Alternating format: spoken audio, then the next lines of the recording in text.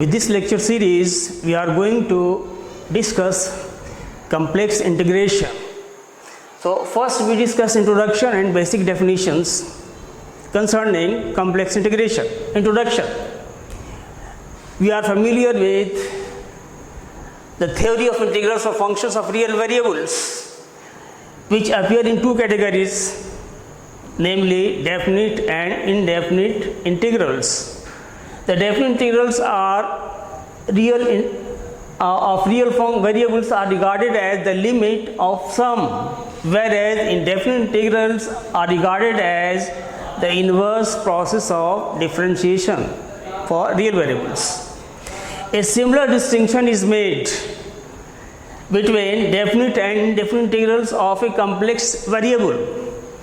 Definite integrals of a complex variable are called line integrals. These are called line integrals.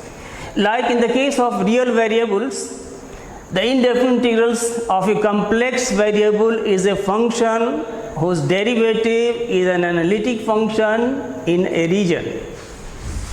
For example, in the case of real variables, the path of the definite integration integral a to b fx dx is always along the real axis from x equal to a to x equal to b.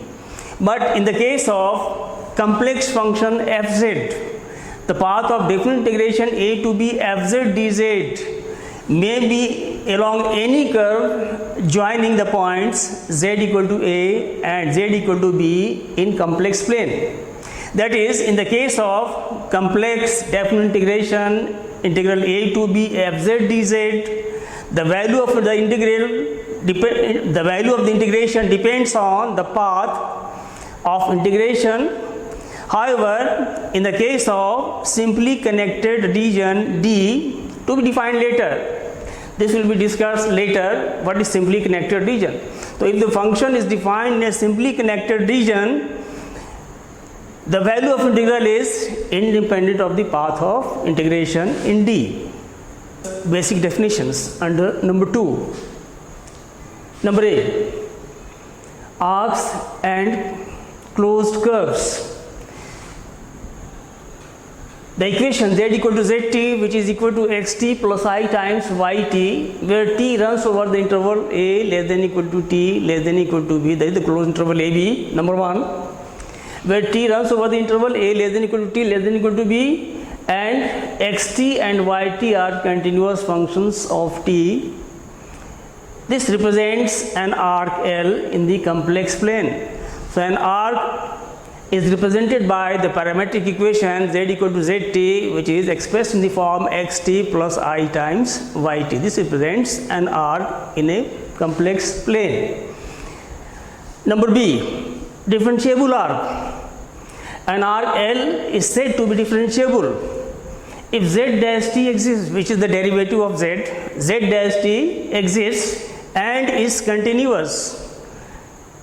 L is said to be differentiable if its representation z equal to zt is differentiable, that is z dash t exists and is continuous. Number C, regular or smooth arc. The arc L is said to be regular or smooth if z dash t is not equal to 0. Number D, piecewise differentiable and piecewise regular arcs.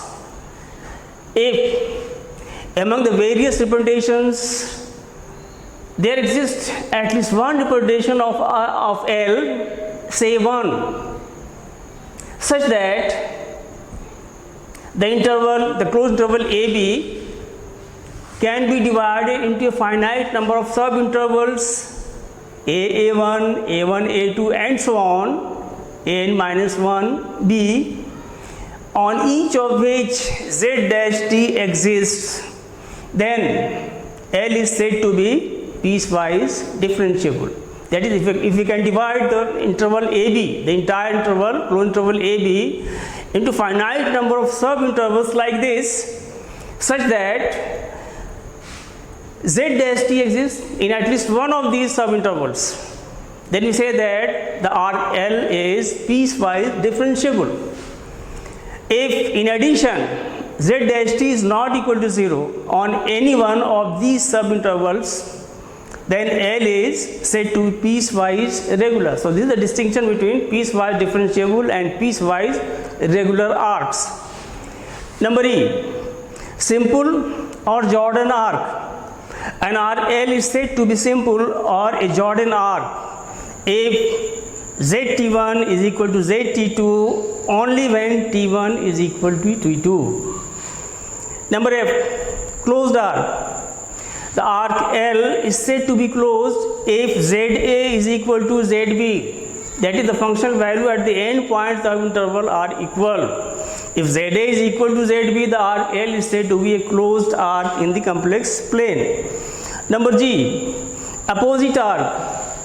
If L with the arc represented by the parametric equation Z equal to ZT for A less than equal to T less than equal to B, then Z equal to Z minus T, where T belongs to the closed interval minus B minus A, that is minus B less than equal to T less than equal to minus A, is said to be opposite arc of L denoted by minus L or L inverse. Okay, thank you.